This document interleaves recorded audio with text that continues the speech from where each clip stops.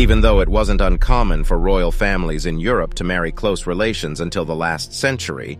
Queen Elizabeth II married her own third cousin. The Spanish Habsburgs did it in a way that was especially dangerous. During the 184 years they ruled Spain, from 1516 to 1700, 9 of the 11 marriages that took place between them were between family members. In fact, most current researchers agree that the famous Habsburg jaw deformity was caused by generations of inbreeding among the Spanish Habsburgs, which led to their downfall. Because of incest, the family's genetic line got worse and worse until Charles II, the last male heir, was physically unable to have children. This meant that the Habsburgs could no longer rule. What is the Habsburg jaw? This picture of Charles II of Spain shows his Habsburg jaw very well.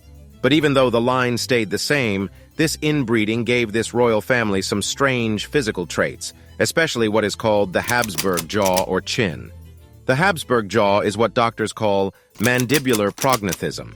It is the most obvious sign that the family has been mixing too closely. This condition is marked by a lower jaw that sticks out so much that it is much bigger than the upper jaw. This causes an underbite that can sometimes be so bad that it makes it hard to speak and hard to close your mouth all the way. When Charles V became the first Spanish Habsburg king in 1516, he couldn't close his mouth all the way because he had a Habsburg jaw. One brave farmer was said to have yelled at him, "Your Majesty, shut your mouth! In this place the flies are very rude." The House of Habsburg. The Habsburgs, who were originally from Germany and Austria, took control of Spain in 1516, but they had been in charge of different parts of Europe since the 13th century. In 1496, Philip I of Burgundy, who ruled parts of what are now Luxembourg, Belgium, France, and the Netherlands, married Joanna of Castile, the female heir to the throne of what is now most of Spain. This started their rule over Spain. Philip I took the throne of Castile in 1506, 6 years after his son Charles V took the Spanish throne in 1516. This was the end of a decade of political fighting and fights over power in Spain. But since these Spanish Habsburgs had gotten the crown through marriage, they knew it could just as easily leave them through the same route. In order to keep the Spanish throne in the family, they started looking for royal partners only among their own relatives. The cost of generations of inbreeding. This inbreeding made sure that the Habsburgs kept their hold on the throne, but it also had unexpected effects that would eventually lead to the end of the dynasty. Not just the crown, but also a set of genes that caused birth defects were passed down from one family to the next. Incestuous marriages are not only socially and culturally frowned upon, but they are also harmful because they cause more miscarriages, stillbirths, and deaths in newborns. Only half of the Habsburg children lived to be 10 years old, while 80% of children from other Spanish families did. Marriage between close family members also makes it more likely that harmful recessive genes will continue to be passed down. This is because healthy dominant genes from non-related parents would normally stop harmful recessive genes from being passed down. For example, Queen Victoria of the United Kingdom spread recessive hemophilia across the whole continent because the European royal families kept marrying each other. The most well-known trait that was passed down in the Habsburg family was the Habsburg. Royals affected by the Habsburg jaw. Marie Antoinette's Habsburg jaw wasn't as strong as some of the other royals, but her bottom lip stuck out. One of the most famous Habsburgs, but not the Spanish Habsburgs, also had the family trait. Marie Antoinette of France was known for being beautiful, but she had a projecting lower lip that made it look like she was always pouting. But the last Habsburg master of Spain, who took the throne in 1665, had it much worse than Marie Antoinette. The end of the line, nicknamed El Hechizado, the hexed one, Charles II of Spain had a lower jaw that stuck out so much that it was hard for him to eat and talk. In addition to having a Habsburg jaw, the king was short, weak, impotent, mentally disabled, had a lot of stomach issues, and didn't even start talking until he was 4. One French diplomat who was sent to look into a possible marriage wrote back, "The Catholic king is so ugly that it scares me, and he looks sick."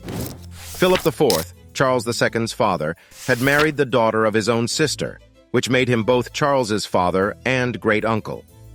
Due to centuries of consanguineous marriages that led up to the birth of the last heir, modern researchers have found that the inbreeding coefficient, the chance that someone will have two identical genes because of how closely related their parents are, was almost as high as that of a child born of an incestuous relationship.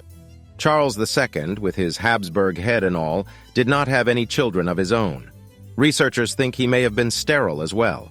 In 1700, when he was only 38 years old, his body finally gave out, and he died.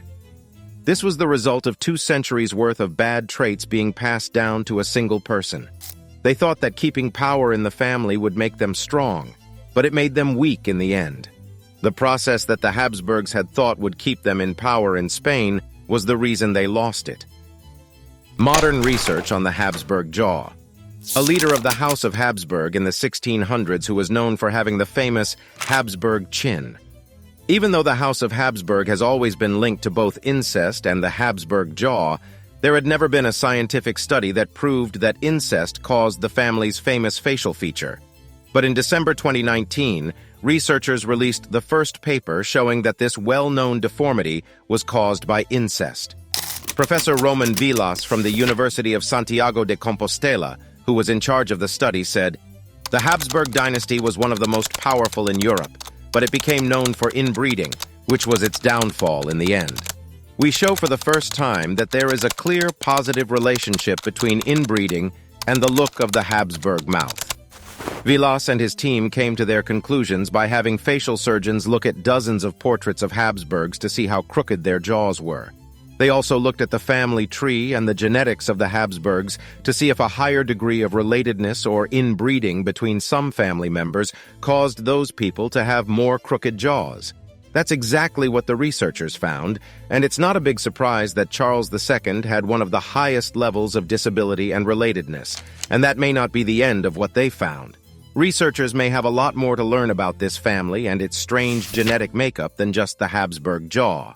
Vilas said, "Because there is such a wide range of inbreeding in the Habsburg family, researchers can use it as a kind of human lab." We hope you liked this video. Subscribe to the channel if you're a history addict, and please let us know about civilization or time period we should talk about. Also watch another video here.